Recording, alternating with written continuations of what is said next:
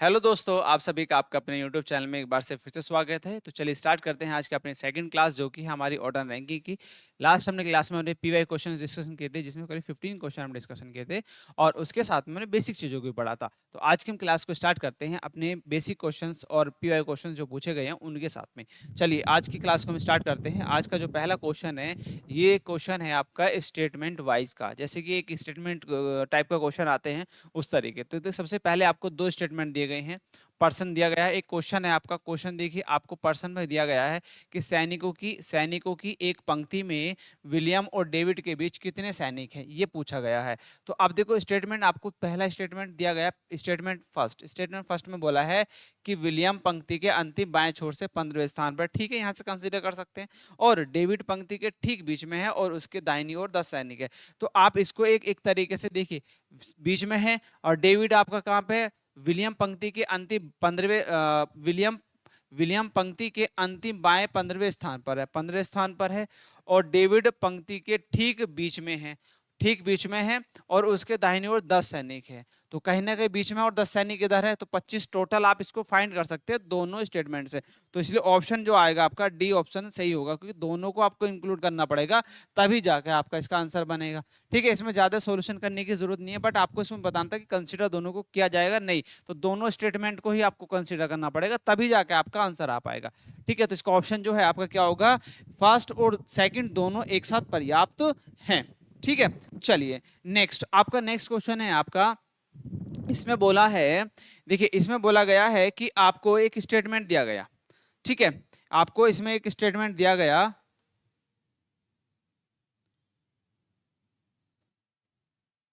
चलिए ये आपको यहां तो इसको यहां पे समझाता हूं। जैसे कि देखिएगा, आपको एक स्टेटमेंट बोला गया कि आपका 6 सहपाठियों ने एक परीक्षा दी, अर्थात ने करण से अधिक अंक प्राप्त किए, पार्थ के अंक अमृता से कम थे, विनीत, इसको थोड़ा सा और बड़ा कर लेते हैं। ठीक है, चलिए यहाँ पे करते हैं।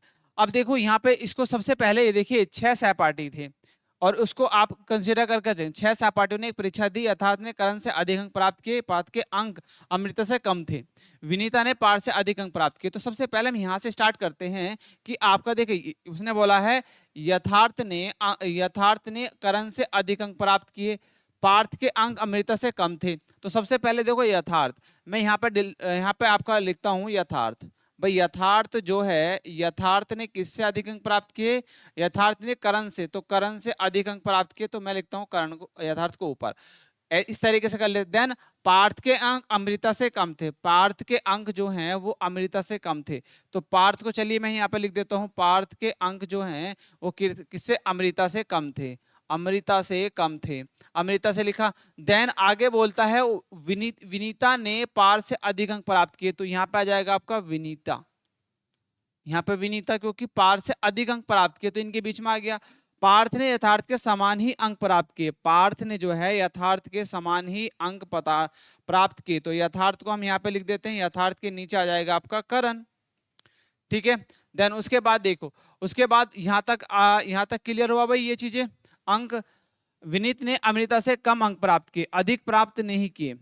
यहाँ तक देखो, पार्थ ने यथार्थ के समान ही अंक प्राप्त किए, गिरीश ने करण से अधिक अंक प्राप्त नहीं किए, गिरीश ने जो है करण से अधिक अंक प्राप्त नहीं किए, तो नीचे होगा कौन, गिरीश, तो यहाँ पे आ जाएगा आपका गिरीश। ठीक है भाई दोस्तों, यहाँ पे गिरीश हुआ। उसके बाद आगे देखेंगे, गिरीश ने अंक अधिक प्राप्त नहीं किए, अधिक प्राप्त नहीं किए, विनीत ने अमृता से कम अंक प्राप्त किए। जो विनीत है, विनीत ने अमृता से कम अंक प्राप्त किए, बिल्कुल एकदम सही बात है। उसके बाद उपरोक्त जानकारी के अनुसार निम्नलिखित में कौन सा सही विकल्प होगा। करण, पहला ऑप्शन दे रखा है कि करण ने विनीता से कम अंक प्राप्त किए। देखिए करण ने विनीता से कम अंक प्राप्त किए, बिल्कुल कम अंक प्राप्त किए, सही नहीं है। विकल्प में से कौन सा सही नहीं है, तो ये तो आपका सही है, ये वाला भी सही है। गिरीश ने पार्थ से कम अंक प्राप्त किए, गिरीश ने पार्थ से कम अंक प्राप्त किए, बिल्कुल कम अंक प्राप्त किए। उसके बाद देखिए, अमृता ने करण से अधिक अंक प्राप्त किए, अमृता ने करण से अधिक अंक प्राप्त किए, अमृता ने करण से अधिक अंक प्राप्त किए। देखो करण आपका जो है ये रहा और अमृता ये रही। ठीक है, तो आपको देखना अमृता ने करण से बिल्कुल अधिक अंक प्राप्त किए। उसके बाद देखो ये बोलता है कि यथार्थ ने अमृता से अधिक अंक प्राप्त किए, यथार्थ ने अमृता से अधिक अंक प्राप्त किए, यथार्थ जबकि कम अंक प्राप्त करा क्योंकि ये नीचे है, तो इसका मतलब ये वाला ऑप्शन जो है आपका गलत है, तो फोर्थ ऑप्शन जो होगा आपका राइट हो जाएगा। ठीक है, तो इस तरीके से कुछ आपको एक स्टेटमेंट वाइज क्वेश्चन था, तो ये भी आपका जो आंसर क्या हो जाएगा आपका डी ऑप्शन इसका आंसर सही होगा। ठीक है, चलिए नेक्स्ट क्वेश्चन पे आगे बढ़ते हैं। नेक्स्ट क्वेश्चन है आपका ये 18 बताएंगे इसका क्या आंसर सही होगा भाई, 18 बताएंगे क्या इसका जो है आपका सही आंसर हो जाएगा, बताएं इसका। देखिए आपको बोला कि 5 व्यक्ति सी डी एक्स वाई और जेड प्रत्येक ने एक ही परीक्षा में हॉल अंक प्राप्त किए, सभी के अंक केवल पूर्ण संख्याओं में हैं, डी ने दूसरे से सबसे अधिक अंक प्राप्त किए, है ना। चलिए 5 व्यक्ति हैं, कौन कौन से हैं, C D X Y Z, परीक्षा में अलग अलग अंक प्राप्त किए। तो आपको चलिए मैं टेबल फॉर्म में बना के लिखते हैं, सी सबसे पहले सी लिख दो, फिर डी है, देन उसके बाद एक्स है, फिर वाई है और उसके बाद जेड है। तो मैंने ये आपके भाई कितने व्यक्ति हैं, 5 व्यक्ति हैं, पांचों के लिख लिए। उसके बाद देखिए आपको, उसके बाद आपको देखिए बोलता है कि अलग अलग सभी के अंक केवल पूर्ण संख्या में हैं, सभी के अंक क्या है, क्या नंबर है, पूर्ण संख्या में, all scores in are whole number, only D score the second lowest. तो बोलता है कि डी ने दूसरे सबसे कम अंक प्राप्त किए, डी ने दूसरे सबसे कम अंक प्राप्त किए और डी ने 40 अंक प्राप्त किए। तो डी के कितने हैं भाई आपके 40 नंबर है, सीधा से इसके सामने लिख दो। एक्स ने डी से अधिक अंक प्राप्त किए, एक्स ने जो है वो डी से अधिक अंक प्राप्त किए, किंतु 45 अंक प्राप्त करने वाले व्यक्ति से कम अंक प्राप्त किए, 45 अंक प्राप्त करने वाले व्यक्ति से कम अंक प्राप्त किए। तो 45 आपका कहीं ना कहीं एक्स से ज्यादा होगा, तो 45 अंक किसने करे, पर डी ने, एक्स ने जो है भाई इससे तो 40 से तो अधिक ही होंगे, ये तो बात है, और 45 और 40 के बीच में होंगे उसके अंक, ठीक है, प्राप्त किए। और बोलता है 45 अंक उसी परीक्षा में अधिकतम नहीं थे, सी को प्राप्त अंक एक सम संख्या है, सी को प्राप्त एक संख्या जो है वो क्या है, एक आपकी सम संख्या है, सम संख्या है, ठीक है, और एक्स का कोई आपको फाइंड आउट ही नहीं है आपके पास, ठीक है, एक्स बट डी को मैंने रख दिया। उसके बाद देखो सी जो है, सी एक सम संख्या है, सी एक सम संख्या, सी को प्राप्त अंक न्यूनतम नहीं थे, है ना, सी को प्राप्त अंक न्यूनतम नहीं थे, तो एक मान लीजिए सम संख्या है, तो आपको यहाँ पे सम संख्या लिख दो, क्या है आपकी सम संख्या, सम संख्या, ठीक। उसके बाद y ने z से 6 अंक कम प्राप्त किए, y ने z से 6 अंक प्राप्त किए। तो y का इसमें जो बताओ, क्या इसमें ऐसा कुछ दिया है, तो y ने जो है, y ने z से 6 अंक कम प्राप्त किए। तो यदि बात करें हम 45 अंक उस परीक्षा में अधिकतम नहीं थे, तो 45 अंक देखिए सबसे अधिकतम तो नहीं थे, तो अधिकतम कहीं ना कहीं आपके और कोई होंगे। और सी को प्राप्त अंक एक सम संख्या है, सी को जो प्राप्त है वो एक सम संख्या है, सी को एक सम संख्या है, सी को अंक प्राप्त न्यूनतम नहीं थे। तो इसमें देखिए आपको जो जेड की जो वैल्यू आ जाएगी, अब इसमें जो जेड की वैल्यू बचेगी वो आप यहाँ पे ले सकते हैं, क्योंकि उसने बोला दूसरे सबसे अंक प्राप्त कम किए, डी ने 40 अंक प्राप्त किए, एक्स ने डी से अधिक अंक प्राप्त किए, एक्स ने जो है डी से अधिक अंक प्राप्त किए।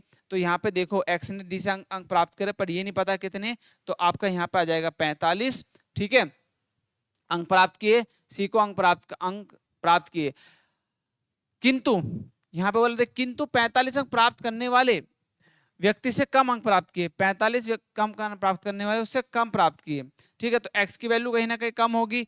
और उसके बाद बोलता है y ने z से 6 अंक प्राप्त किए, तो y में से 45 में 6 कम कर दो तो कितना आ जाएगा भाई आपका 39। अब इनको सीक्वेंस से लगा दो, देखिए सबसे पहले c आ जाएगा, c का क्योंकि बोला था उसके न्यूनतम नहीं है, उसकी सम संख्या है, वो सम संख्या आपकी अधिकतम है, न्यूनतम नहीं है, तो संख्या सम संख्या यहाँ पर जाएगी, सबसे ऊपर रखते हैं।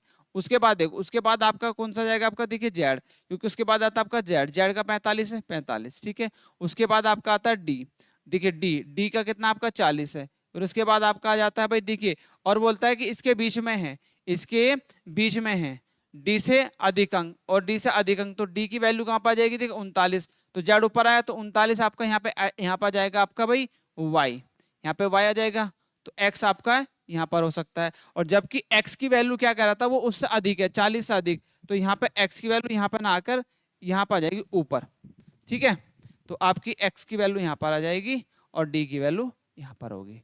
तो डी की कितनी थी आपकी 40।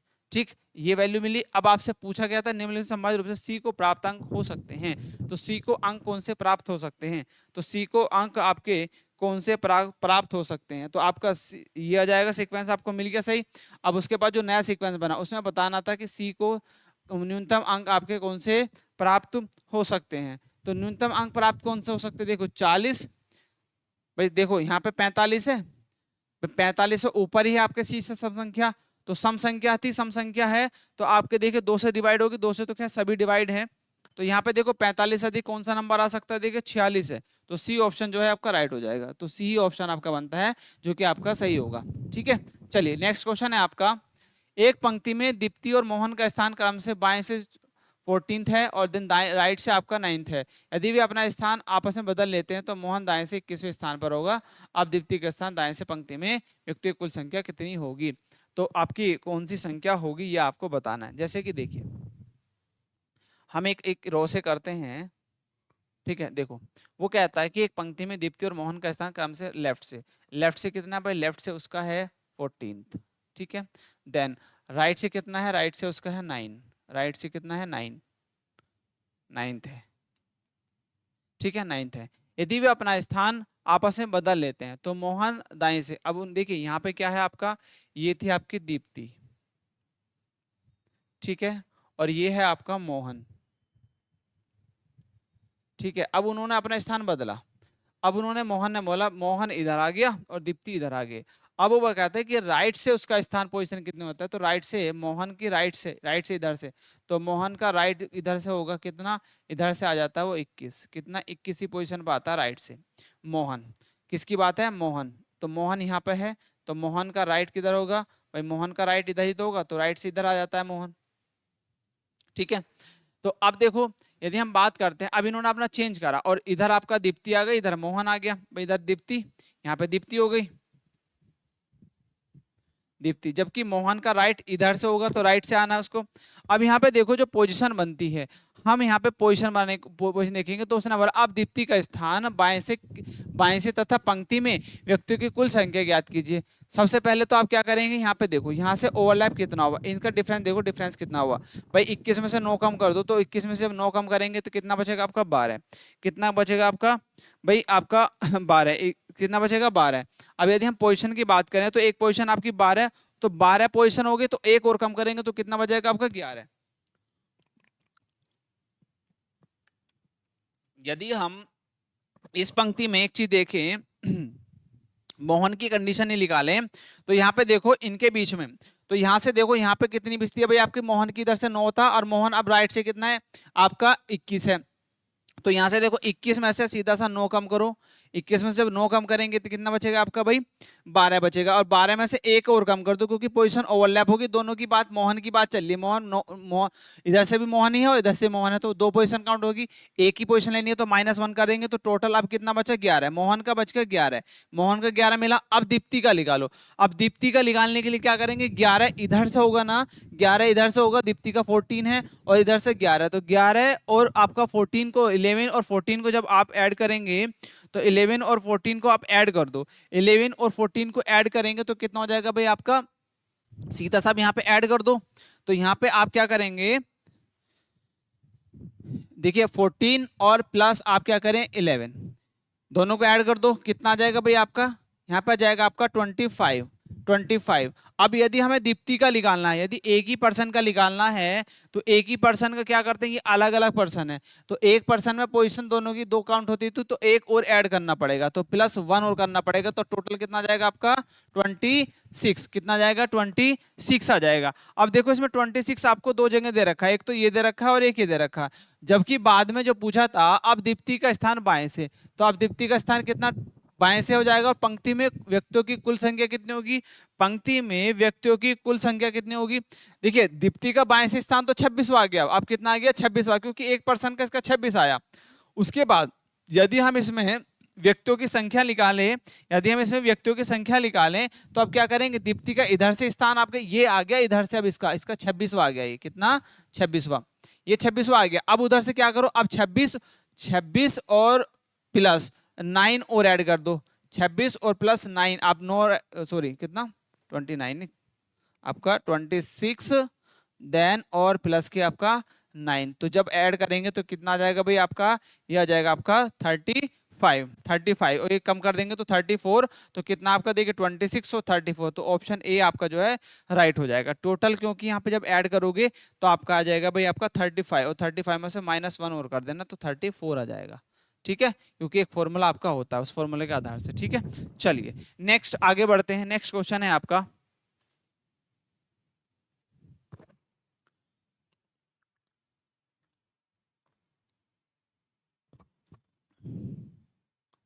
चलिए नेक्स्ट क्वेश्चन है आपका,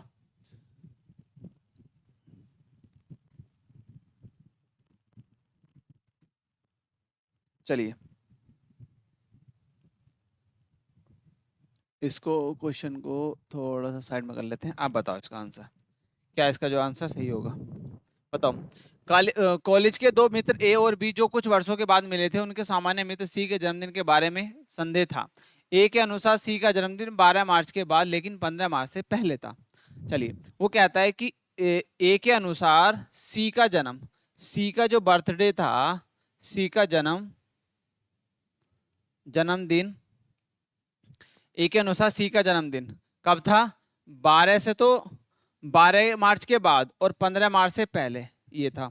ठीक है, देन लेकिन बी को याद आया कि सी का जन्मदिन, बी को याद आया कि सी का जन्मदिन, ये ए बात कर रहा है इसके बारे में। ठीक है, अब बी बात करता है सी के बारे में, सी का जन्म जो होगा जन्मदिन वो कब था, सी का जन्मदिन 13 मार्च। अब वो कहता है देखिए 13 मार्च और 17 मार्च से पहले, है ना, 13 मार्च और 17 मार्च से पहले। अब इनके बीच में एक चीज देखो, यदि हम इनके बीच में एक चीज आप देखिएगा, यदि हम यहाँ बात करें तो यहाँ पे 13 तारीख भी होगी और 14 तारीख भी होगी। थोड़ा सा मैं इसको बड़ा करके लिखता हूँ। देखिए इनके बीच में ये आपका कितना था, 15 था और ये आपका 17 है। ठीक है, अब इस तारीख का देखेंगे, देखिए तारीख यहाँ पे आपका 12, 13 और 14 तारीख भी होगी, फिर यहाँ पे आपका देखिए 14 भी होगी और आपकी 15 भी होगी और देना 16 भी होगी। तो यहाँ पे तारीखों का एक देखो कौन सा तारीख आपको सेम नजर आता है। तो यदि हम तारीख की बात करें, इसमें सेम तारीख की बात करें तो सेम तारीख देखिए आपको एक नजर आती है 14, तो 14 तारीख का प्रायिकता ज्यादा होगी कि 14 तारीख को कहीं ना कहीं उसका बर्थडे बनाएगा, क्योंकि 14 उसमें भी आता है। जब ए बात कर रहा है तो 14 उसमें भी आता है, बी बात कर रहा है तो 14 उसमें भी आता है, तो 14 मार्च को जो है उसका बर्थडे बनाया गया होगा। तो बी ऑप्शन जो है इस कंडीशन में आप जो है राइट कर देंगे। ठीक है, चलिए दोस्तों नेक्स्ट आगे बढ़ते हैं नेक्स्ट क्वेश्चन की तरफ। नेक्स्ट क्वेश्चन देखिए आपको दिया है कि 36 छात्रों की कक्षा में लड़कों की संख्या लड़कों की संख्या से 2 गुनी है।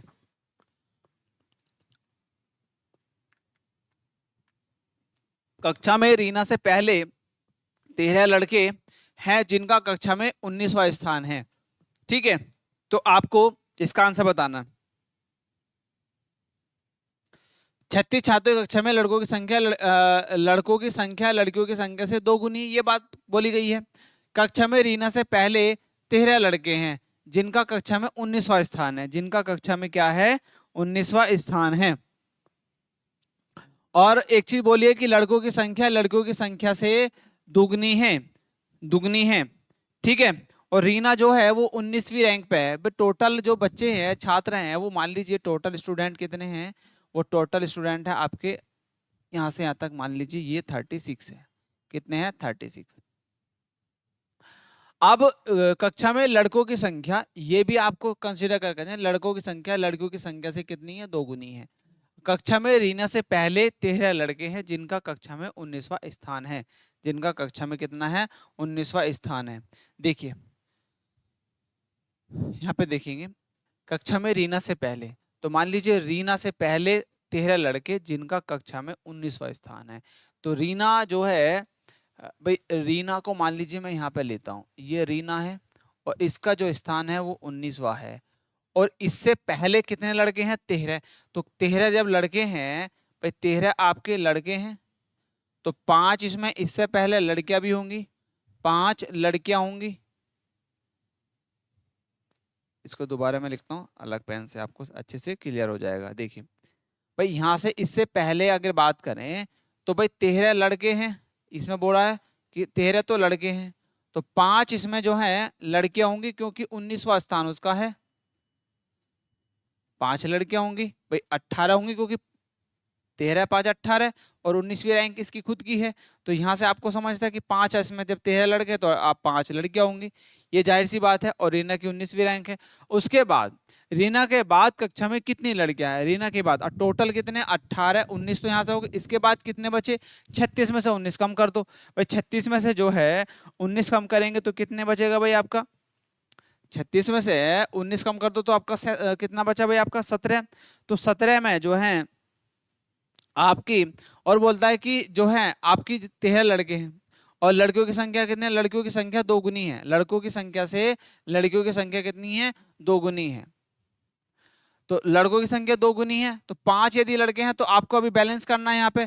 तो 17 बचे, इधर 17 भाई, इधर कितने बचे आपके, इधर बचते हैं 17 भाई। इधर अभी यहाँ पे कितने बचते हैं आपके, 17 बचते हैं, 17 बचे। अब यहाँ पे देखो, यदि मैं यहाँ पे से 13 लड़के हैं तो यहाँ पे आपकी ये कितने हैं आपके, करीब आपके 5 लड़कियां हैं। तो यदि मैं यहाँ पे 11 लड़के और लिख दूं, 11 बॉयज आप लिख देते हैं, और 11 बॉयज आपके हो गए, तो कितना हो गया आपके भाई यहाँ पे, ये टोटल हो गए आपके 12 और 11 24, और 24 के आधे कितने होंगे आपके लड़कियां होंगी। तो उसमें से जो भी बचेगा वो कम कर दो, तो कितने आ गए आपकी भाई, कितना आ गए, टोटल एक रीना थी, ऑलरेडी एक रीना भी है। तो यहाँ पे आपका क्या कर दो, प्लस 6 और कर दो, तो 6 कितने हो जाएगी आपकी, गर्ल हो जाएंगी। 6 कितने हो जाएंगे आपकी, गर्ल्स हो जाएंगी। देखिए 6 ये 6 और 5 11 और 1 12, और लड़के कितने हो गए आपके 13 और 11 24। तो और लड़कियों की संख्या देखिए, अब यहाँ पे बॉयज जो होंगे, देखिए बॉयज कितने हैं आपके, बॉयज आ गए आपके भाई 13 और प्लस 11 24, ठीक है। और गर्ल्स आपकी कितने आ गई, देखिए गर्ल्स आपकी आ गई, ठीक है। जो गर्ल्स हैं आपकी, जो गर्ल हैं वो कितने आ गए आपकी भाई, वो आ गई आपकी करीब करीब आपकी, यहाँ पे देखिए 5 और प्लस 1 और प्लस आपका 6, तो यहाँ से टोटल आपका 12 ही आ गई। तो ये आधी थी इनकी बॉयज की, तो बॉयज की संख्या आधी आ गई, बिल्कुल एकदम राइट बैठा। तो ऑप्शन जो है आपका कितना आ जाएगा, तो उसमें रीना के बाद कक्षा में कितनी लड़कियां थी, तो 6 लड़कियां थी। ए ऑप्शन जो है आपका राइट हो जाएगा, ठीक है। चलिए नेक्स्ट, नेक्स्ट क्वेश्चन पे आगे बढ़ते हैं। नेक्स्ट क्वेश्चन है आपका ये, बताएंगे जरा इसका आंसर क्या आपका जो है सही होगा, बताएं भाई। जैसे आपको ये छात्रों की पंक्ति में, एक छात्र पंक्ति के दोनों छोर से 10वें स्थान पर है।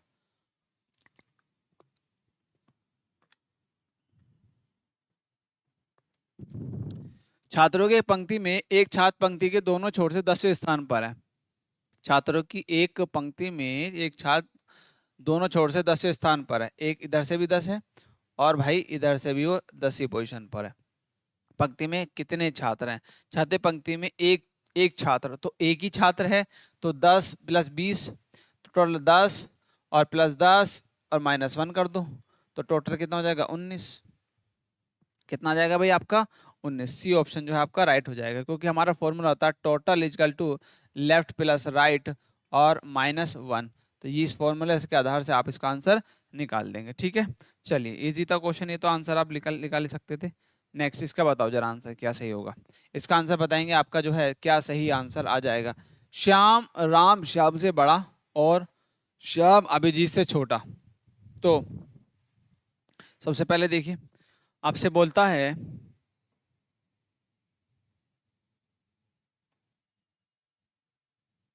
चलिए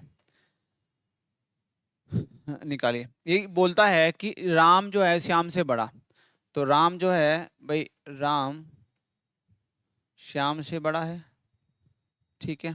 उसके बाद और श्याम अभिजीत से छोटा, और श्याम जो है अभिजीत से छोटा है, श्याम जो है अभिजीत से छोटा। तो मतलब राम और यहाँ पे आ जाएगा आपका अभिजीत, देन उसके बाद आपका श्याम, ठीक। ऊपर वाले को भी कट कर दो, ये मिल गया। उसके बाद छोटा अभिजीत आज अपना 18वां जन्मदिन मना रहा है। कौन सा 18वां जन्मदिन मना रहा है अभिजीत, ठीक है भाई। उसके बाद बना रहा है अभिजीत संजीव से छोटा, अभिजीत जो है वो संजीव से छोटा है, जबकि संजीव राम और श्याम भाई हैं। संजीव जब अभिजीत संजीव से छोटा, ठीक है, संजीव से छोटा है। संजीव, राम और श्याम भाई हैं और उनमें राम सबसे बड़ा है। राम क्या है? सबसे बड़ा है। तो कौन सा भाई अभी तक कानूनी रूप से वयस्क नहीं हुआ? तो आपको देखिएगा यहाँ पे राम, तो राम से, इससे अभिजीत से बड़ा कौन है? आपका संजीव। तो यहाँ पर संजीव होगा, ठीक है। और संजीव राम और श्याम भाई हैं। राम और श्याम, राम, संजीव, राम और श्याम भाई हैं और सबसे बड़ा है इनमें राम। भाई देखो, जब ये 18 बना रहा तो ये 1900 बनाएगा। भाई ये इससे बड़ा होगा, ये इससे बड़ा होगा, ये बड़ा है। तो आपका भाई है और उनमें सबसे बड़ा है कौन सा भाई अभी तक कानूनी रूप से वयस्क नहीं है? तो सबसे छोटा कौन है? श्याम। तो ऑप्शन डी जो है आपका राइट होगा। अभी ये वयस्क नहीं है क्योंकि ये से छोटा है, तो श्याम, ठीक है। चलिए नेक्स्ट आगे बढ़ते हैं। तो डी ऑप्शन जो है आपका राइट हो जाएगा 23 का। 23 का जो है आपका डी ऑप्शन जो है राइट हो जाएगा। चलिए नेक्स्ट आगे बढ़ते हैं। उसमें बोला है कि एक समूह में 5 लड़कियां हैं, के दूसरी सबसे लंबी है, के जो है सेकंड सबसे लंबी है, पी एम से लंबी है। मान लीजिए के जो है दूसरी सबसे लंबी है और मैं पी से करता हूँ, पी एम से लंबा है, पी एम से लंबा है, आर एम से लंबा है, आर जो है वो एम से लंबा है। तो मान लीजिए आर जो है किससे लंबा है? एम से। तो यहाँ पर आपका पी आ जाएगा। इस तरीके से कर सकते हैं। आर एम से लंबी है, एन पी से लंबी है, एन जो है वो पी से लंबी है, एन पी से लंबी है। देन उनकी लंबाई के बारे में निम्नलिखित कौन सा क्रम संभव नहीं है? तो के दूसरी सबसे लंबी है, तो के आपकी दूसरी सबसे लंबी है, 1 2, दूसरी सबसे लंबी है। तो पहली हो जाएगी, तो दूसरी लंबी आपकी मान लीजिए, तो इनके बाद आपका दूसरी सबसे लंबी तो एन, एन के बाद आ जाएगी। तो कहीं ना कहीं आपका देखिए एन, एन के बाद कौन सी निम्नलिखित कौन सा संभव नहीं है?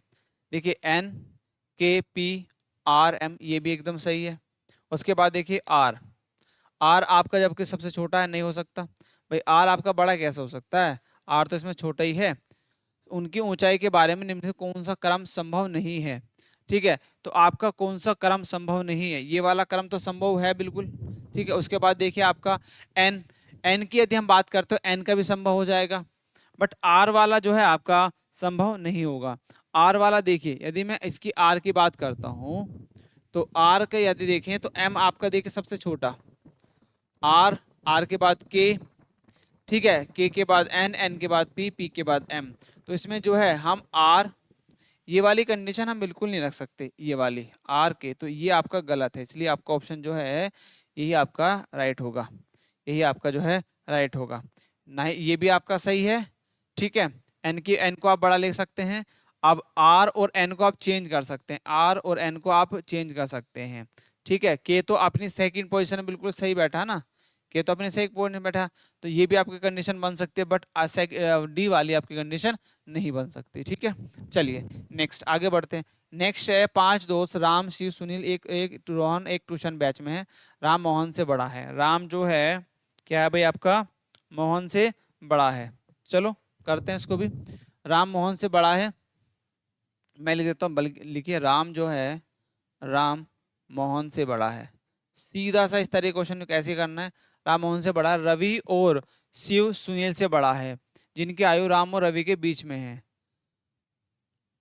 रवि और शिव सुनील से बड़े हैं। रवि राम मोहन से बड़ा है, रवि और शिव सुनील से बड़े हैं। रवि और शिव जो हैं वो सुनील से बड़े हैं। मान लीजिए रवि है, रवि एंड शिव, शिव वो जो है किससे बड़े हैं आपके? सुनील से। यहां तक रखते हैं। उसके बाद कहते हैं कि जिनकी आयु राम और रवि के बीच में है, जिनकी आयु जो है राम और रवि के बीच में, यदि उन सभी को इनकी आयु के आरोही क्रम में व्यवस्थित किया जाए तो बीच में कौन आएगा? तो और इनकी आयु जो है राम और रवि के बीच में है, तो रवि और सुनील जो है, सुनील सबसे छोटा होगा, सीधी सी बात है, ठीक है।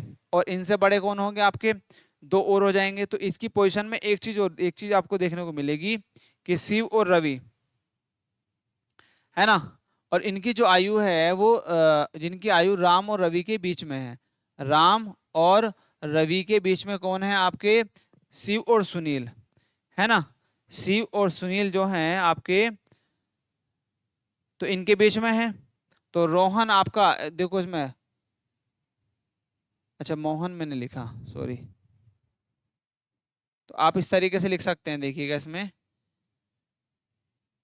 एक चीज, ये मोहन रोहन है भाई, ये क्या है आपका, रोहन है, ये आप रोहन है। और राम से अधिक आपका, राम से सुनील, सुनील, और सुनील से बड़ा रवि, और रवि से बड़ा कौन है भाई आपका, रवि से बड़ा है राम। रवि और बीच में कौन है, जिनकी आयु राम और रवि के बीच में है, रवि और शिव। तो यहाँ पे आपका शिव और रवि, तो यहाँ पर जाएगा आपका शिव, ठीक है। तो आप देखो यहाँ पे आपकी जो बीच में कौन आ जाएगा, आपका बोला है कि आरोही क्रम में स्थित किया जाए तो बीच में कौन सा होगा, तो बीच में कौन होगा आपका भाई, सुनील। बीच में कौन होगा आपका, सुनील। देखो तो यहाँ पे आपको डी ऑप्शन दिया गया है, डी ऑप्शन आपको दिया गया है, देखो, है ना। तो ये रहा आपका डी ऑप्शन, तो सुनील आपका जो है राइट ऑप्शन हो जाएगा, ठीक है। चलिए नेक्स्ट क्वेश्चन पर आगे बढ़ते हैं। नेक्स्ट क्वेश्चन है आपका 20 से, 15 घर एक पंक्ति में इस प्रकार व्यवस्थित है कि दो आसान घरों के बीच की दूरी समान है, यदि पहले और 15वें घर के बीच में दूरी आपकी जो है हो, 15 घर एक पंक्ति में इस प्रकार व्यवस्थित हैं कि दो आसान घरों के बीच, मतलब the 15th house are located in a row such that a distance between two adjacent houses is equal if the distance between the first and 15th house is the 1516 feet, then the what is the distance between the third and the 7th house, आपसे पूछा है, ठीक है। तो आपको बताना है कि तो तीसरे और सातवें घर के बीच की दूरी कितनी है, तो आपको बताना है कितनी है इसके घर, इसकी माना। तो आप इसमें लेट करके एक चीज कर सकते हैं कि माना दो दो एडजेसेंट घरों के बीच की दूरी कितनी, x है, पहले और 15 बीच की घर की बीच की दूरी कितने, 14 है। ऐसे कुछ आपका कर सकते हैं, जैसे कि देखिए मान लीजिए 15 घर एक पंक्ति में इस प्रकार स्थित हैं, तो माना लेट लेट पहले घर की, पहले घर की पोजीशन, पोजीशन वो मान लीजिए x है, देन और पहले पहले एंड पहले और जो आपका 15th है, 15वें,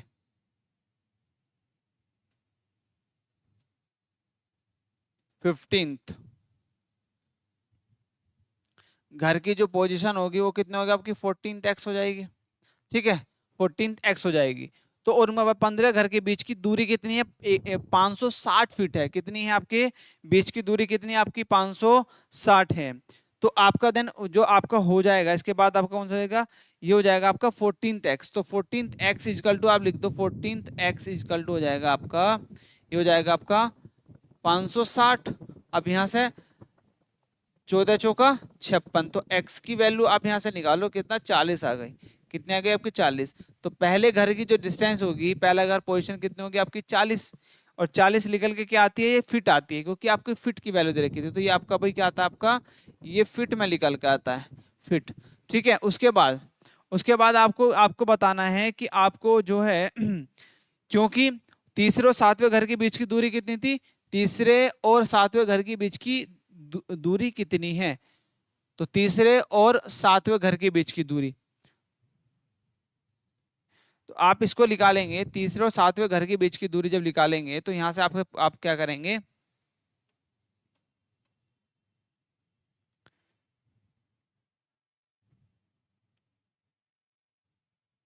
यहां तक आप लोगों ने कर लिया, ठीक है।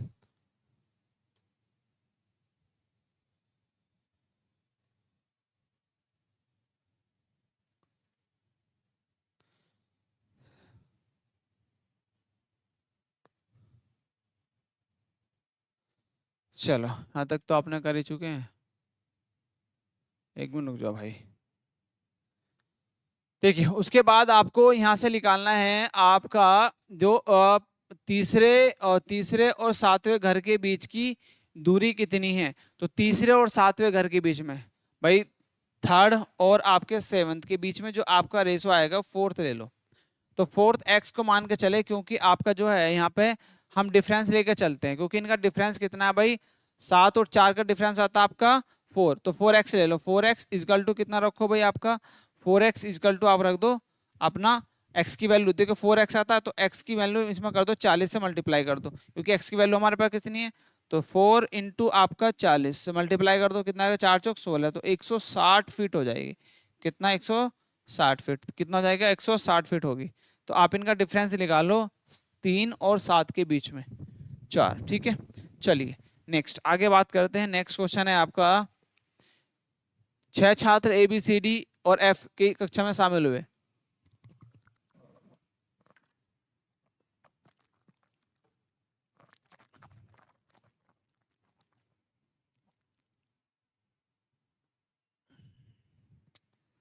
देखिए वो कहता है 6 छात्र ABCD और F के कई परीक्षाओं में शामिल हुए, या तो C या F ने सबसे अधिक अंक प्राप्त किए। भाई या तो C ने, या तो C या फिर F ने सबसे अधिक अंक प्राप्त किए, ठीक है। जब भी C ने सबसे अधिक अंक प्राप्त किए, E ने सबसे कम अंक प्राप्त किए। जब भी F ने सबसे अधिक अंक प्राप्त किए तो B ने सबसे कम अंक प्राप्त किए। सभी परीक्षाओं में उन्हें अलग अलग मिले। D ने A से अधिक अंक प्राप्त किए, लेकिन वे करीबी प्रतिस्पर्धी थे। A ने B से अधिक अंक प्राप्त किए, C ने A से अधिक अंक प्राप्त किए। E और F के करीब प्रतिस्पर्धी, यदि C को प्रथम स्थान प्राप्त हुआ तो A का स्थान आपका क्या था। तो मान लीजिए यदि मैं यहाँ पे आपको C को फर्स्ट रैंक लेकर चलता हूँ, ठीक है। C को हम यदि पहली पोजीशन लेके चलते हैं, मान लीजिए C है, C को मैं पहली स्थान पोजीशन लेके चलता हूँ, तो जब C ने सबसे अधिक प्राप्त किए तो E ने सबसे कम अंक प्राप्त किए, तो E आपका नीचे होगा भाई, E आपका सबसे नीचे होगा, सीधी सी बात। जब भी F ने सबसे अधिक अंक प्राप्त किए तो B ने सबसे कम अंक प्राप्त किए। यदि मैं C के बाद F रख दूं, भाई C के बाद मैं क्या रख दूं, आपका F रख दूं, है ना। 6 रैंक है, और आपको यहाँ पे मैं कहता हूँ, वो बोलता है कि जब भी F ने सबसे अधिक प्राप्त किए तो B ने सबसे कम अंक प्राप्त किए। सभी ने परीक्षा में अलग अलग अंक प्राप्त किए। डी ने ए से अधिक अंक प्राप्त किए, डी ने जो है वो ए से अधिक अंक प्राप्त किए, है ना। डी ने जो है भाई, डी ने ए से अधिक अंक प्राप्त किए, यहाँ पे ये क्या आता है, लेकिन वे करीबी प्रतिस्पर्धी थे, ठीक है। करीबी मतलब एक साथ नहीं थे, मतलब आसपास थे। ए ने बी से अधिक अंक प्राप्त किए, ए ने जो है बी से अधिक अंक प्राप्त किए, तो भाई वो नीचे तो आएगा नहीं।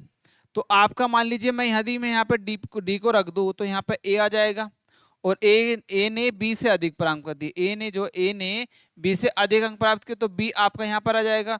तो अब नीचे जो बचेगा वो नीचे बचेगा आपका एफ और ई, एफ एंड ई।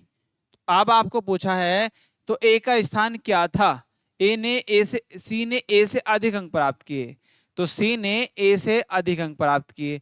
ई और एफ करीबी प्रतिस्पर्धी थे, तो ई और एफ करीबी प्रतिस्पर्धी, यदि इन्हें सी को प्रथम स्थान प्राप्त हुआ हो तो ए का स्थान क्या था, तो सी को प्रथम स्थान प्राप्त हुआ भाई, बिल्कुल सही बात है। तो ए का स्थान क्या था, तो ए का स्थान था तीसरा, क्या था ए का तीसरा, तो ए ऑप्शन जो है आपका राइट हो जाएगा, ठीक है। चलिए इस तरीके से कुछ क्वेश्चंस था। एक राष्ट्रीय राजमार्ग पर एक पंक्ति में 35 स्ट्रीट लैंप है, कैसे हैं 35 स्ट्रीट लैंप है, एक को छोड़कर सभी जलों में, दोषपूर्ण लैंप दाएं छोर से 15वें स्थान पर है। तो सीधा सा भाई आपको एक फॉर्मूला लगाना है, फॉर्मूला होता है total is equal to left plus right और -1, और टोटल आपको दिए कितने 35, तो 35 इजकल टू ये कितना दिया आपका दाएं छोर से, राइट से दिया, तो राइट से आपका लेफ्ट प्लस कितना आपका 15 और -1, इसको करो तो यहाँ पे 36 माइनस के 15 देन इक्वल टू लेफ्ट, निकल के आ जाएगा, सीधा सा घटा दो तो कितना बचेगा आपका 21, कितना जाएगा तो लेफ्ट से आ जाएगा आपका, लेफ्ट से आया 21, ठीक है, कितना जाएगा 21, तो आपका सी ऑप्शन जो है राइट हो जाएगा, ठीक है। चलिए नेक्स्ट क्वेश्चन पे आगे बढ़ते हैं। नेक्स्ट क्वेश्चन आपका 29 29 को देखो कैसे होगा। उस 7 विद्यार्थी परीक्षा देते हैं, किसी भी दो छात्रों को समान अंक नहीं मिलते हैं। ए को बी से अधिक अंक मिलते हैं, ए को बी से अधिक अंक मिलते हैं, ठीक है। उसके बाद देखिए, लेकिन डी को उच्चतम अंक, अच्छा यहाँ तक अधिक अंक मिलते हैं। एच को ए से अधिक अंक मिलते हैं, भाई साहब एच को अधिक अंक मिलते हैं। केवल दो छात्रों को सी से अधिक अंक मिलते हैं, केवल दो छात्रों को सी से। टोटल कितने हैं? 7, 3 आ गए। और दो छात्रों को सी से अधिक अंक मिलते हैं, तो मान लीजिए यहाँ पे, मान लीजिए मैं सी को यहाँ रखता हूँ, तो यहाँ पे एक ब्लैंक छोड़ो, फिर यहाँ पे होगा, यहाँ पे सी को रखो, और सी को सी से केवल बोलता है, क्या बोलता है? केवल दो छात्रों को सी से अधिक अंक मिलते हैं, केवल दो छात्रों को सी से अधिक अंक मिलते हैं। तो भाई यहाँ से आप नहीं रख सकते इसको, यहाँ पोजीशन बनेगी ये, क्योंकि दो छात्रों को अधिक अंक मिलते हैं। डी को सी और बी से अधिक अंक मिलते हैं, डी को सी और बी से अधिक अंक मिलते हैं। तो आपका देखिए सी है और सी से अधिक दो छात्र हैं। यहाँ पे देखो, ये तो देखो सी से अधिक दो छात्र थे, दो छात्र सिर्फ यहाँ पे आते हैं, यहाँ पे तो देखो एक छात्र, तो ये तो ऑप्शन कट हो गया, सीधी सी बात, ठीक है। उसके बाद देखो, और सी से जो है दो छात्रों को अधिक अंक मिलते हैं, तो सी से अधिक दो छात्रों को अधिक अंक मिलते हैं, ये वाला फंडा हटा दो भाई यहाँ से बिल्कुल ही, ये तो जाहिर सी बात है। तो बी, अब यहाँ पे जो आ जाएगा आपका ए और एफ, क्योंकि बोला था कि किसी भी दो छात्रों को समान अंक नहीं मिलते, ए को बी से अधिक अंक मिलते हैं, एच को ए से अधिक अंक मिलते हैं, केवल दो छात्रों को सी से अधिक अंक मिलते हैं, केवल दो छात्रों को जो है आपके सी से अधिक अंक मिलते हैं, ठीक है। तो यहाँ पे अब देखिएगा,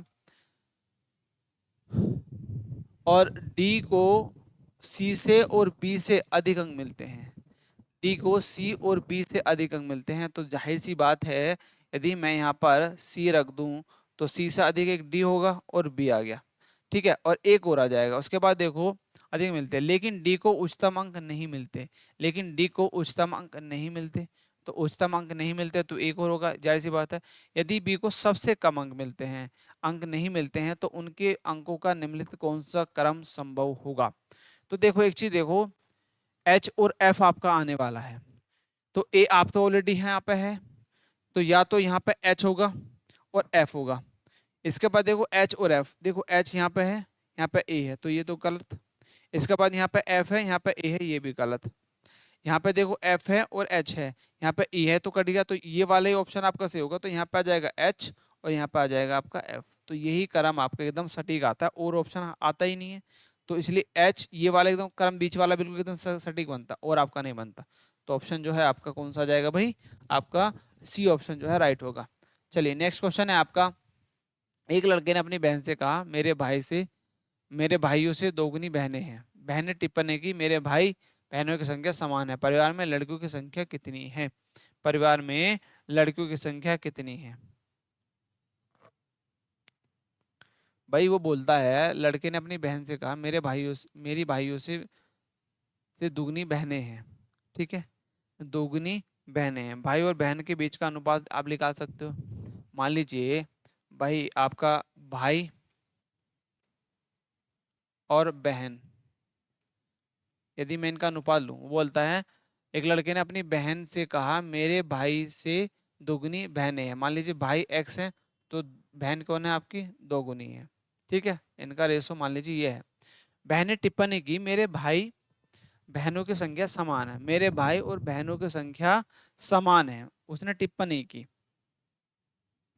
समान है तो मतलब एक एक और जोड़ दो भाई, दोनों में एक एक जोड़ दो। जब वो दूसरी कहती है समान कहता है, तो आपका मतलब यहाँ पे भी एक है +1, और यहाँ पे भी आपका 2x + 1 हो गया। अब इनको इक्वल करके आप सोल्यूशन कर लो, मतलब x + 1 = आपका कितना? 2x + 1। तो सीधा सा x का निकालो, x - के 2x और = 1 - 1, तो यहाँ से कितना बचा आपका? माइनस के x = 0, ठीक है। तो x की वैल्यू कितनी आ गई आपके? 0। तो आपको क्या बताना था? 0 आ जाए, कुछ और आएगा भाई? क्या हमने कुछ गलत करा क्या?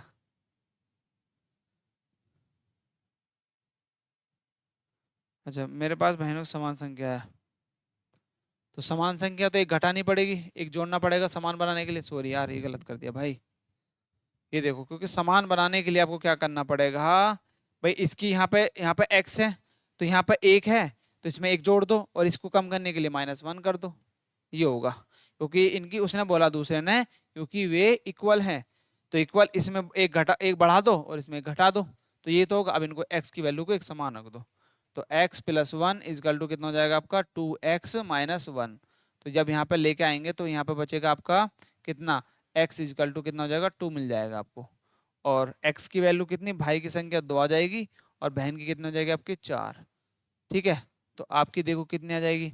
तो आपकी पूछा क्या था, परिवार में लड़कियों की संख्या कितनी है, तो लड़कियों की संख्या है भाई 4, तो बी ऑप्शन जो है आपका राइट हो जाएगा।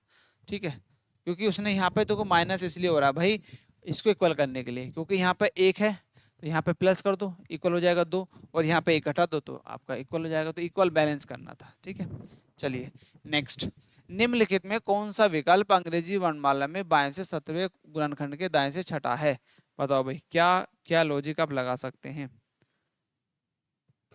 तो सीधा सा निम्नलिखित कौन सा विकल्प अंग्रेजी वर्णमाला में बाएं से 17वें गुणनखंड के दाएं से छठा है, दाएं से छठा है, तो सीधा सा जोड़ दो भाई, बस क्या करना है 17 और +6 कितना आपका 23, और 23 पे क्या आता है आपका W, तो कौन सा होगा आपका ए ऑप्शन। नेक्स्ट आगे बताओ, दूसरा क्वेश्चन है आपका ये 32। क्या 7 विद्यार्थियों के पंक्ति में खड़े हैं, बाएं से दाएं पंक्ति में खड़े हैं, P मध्य स्थिति में खड़ा है, P आपका मध्य स्थिति में खड़ा है, मिड में है, R और V क्रम से दाएं और बाएं दूसरे स्थान पर है, R जो है दाएं और बाएं, तो दाईं ओर कौन है आपका, दाईं ओर है आपका R, तो दाईं ओर किधर होगा, दाईं ओर इधर दूसरी पोजीशन पर खड़ा है, मान लीजिए सेकंड पोजीशन ये है और एक इधर है पोजीशन और होगी, और इधर है आपका कौन सा V, तो V आपके इधर होगा, एक पोजीशन और इधर बची होगी कोई सी। ठीक है, दूसरे स्थान पर है, U R के ठीक बाएं खड़ा है, U जो है वो R के ठीक बाएं खड़ा है, U जो है R के ठीक बाद खड़ा है, U जो है R के ठीक बाद खड़ा है, तो बाद खड़ा होगा तो इधर होगा या इधर होगा, बाद की मतलब या तो आप जैसे एक रो है तो उसमें खड़ा है, तो U की पोजीशन मान लीजिए हम U की जो है आपको कहीं पहले भाई न्यूनतम और अधिकतम मान ले, तो R मान लीजिए U को मैं यहाँ ले लेता हूँ, चलो U यहाँ पे आ गया, U ठीक खड़ा है, T R और P के बीच खड़ा है, T जो है R और P के बीच खड़ा है, तो R और P के बीच कौन खड़ा है, T, तो P और R के बीच में T यहाँ पे आ गया, चलो मान लीजिए। ठीक है, S सबसे कम वजन की तरफ है, तो S जो है सबसे कम वजन की तरफ है, तो V के साइड में कौन आ जाएगा, S जो है सबसे वजन की, तो वजन की बात करते हैं, देखो यहाँ पे मैक्सिमम मान लो भाई ये मैक्सिमम है और ये आपका मिनिमम साइड है, ये मिनिमम साइड वाली आ गई, मान लीजिए एक तरीके से ये मिनिमम वेट है और ये मैक्सिमम वेट है। ठीक है, मैक्सिमम की तरफ। अब जो है वो कहता है एस सबसे कम वजन की तरफ है, तो एस आपको मान लीजिए मैं यहाँ लेता हूँ, एस सबसे कम वजन की तरफ तीसरे स्थान पर है, तो तीसरा स्थान 1 2 3 तीसरे स्थान पर खड़ा है, तीसरे स्थान पर। अब बचा कौन सा, सिर्फ PQRSTUV, तो एस आपका बचता है क्यों बचता है, तो क्यों आपका यहाँ पर आया। उसके बाद आपसे पूछा क्या था कि सभी विद्यार्थियों में किसका भार न्यूनतम है, तो सभी विद्यार्थियों में सबसे कम कौन सा है, तो मिनिमम की तरफ क्यों है, तो क्यों आपका ऑप्शन जो है राइट हो जाएगा। ठीक है, तो डी आपका ऑप्शन राइट होगा। चलिए नेक्स्ट आपका है 33वां क्वेश्चन है, इसका बताओ जरा क्या आंसर होगा। देखो सबसे पहले आपको एक शीर्ष 6 रैंक है, तो बस ऐसे ही करो, क्यों की रैंक आर और एस के रैंक के बीच है, क्योंकि जो है आर और एस, मान लीजिए आर और मान लीजिए क्यों और ये एस के बीच की है, क्यों चौथी रैंक है, क्योंकि जो है वो कितनी है, चौथी रैंक है। ठीक है, टी और एस की रैंक के बीच के दो छात्र हैं, टी और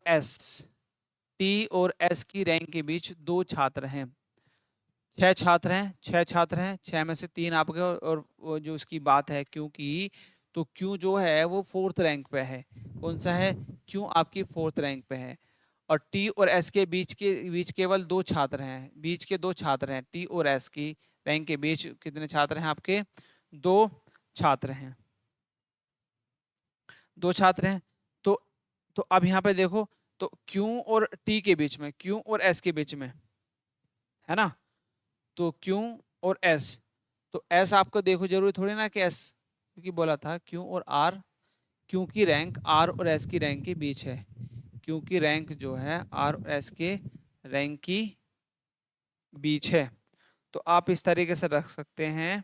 चलो इसको छोड़ो अभी आगे। क्यू की रैंक चौथी रैंक है, टी और एस के रैंक के बीच दो छात्र हैं, टी और एस। भाई टी और एस के बीच कितने छात्र हैं आपके? दो। भाई टी और एस, तो एस आपको मान लीजिए मैं यहाँ लेता हूँ, और टी के बीच में मतलब दो छात्र हैं, एक और होगा एक और होगा, और यहाँ पे आपका एक और होगा, तो इसके बीच आपका टी आया यहाँ पर। ठीक है, तो ये आपकी पोजीशन नहीं बनती है, नई पोजीशन बनती है। और वो कहता है आर और एस के बीच में आपके जो है क्यू है, आर और एस के बीच में। तो आर की पोजीशन जो है थोड़ा ना, आर आर को आपके यहाँ रख दो, भाई आर को यहाँ रख दो और क्यू को यहाँ रख दो, ये पोजीशन भी तो बन सकती है।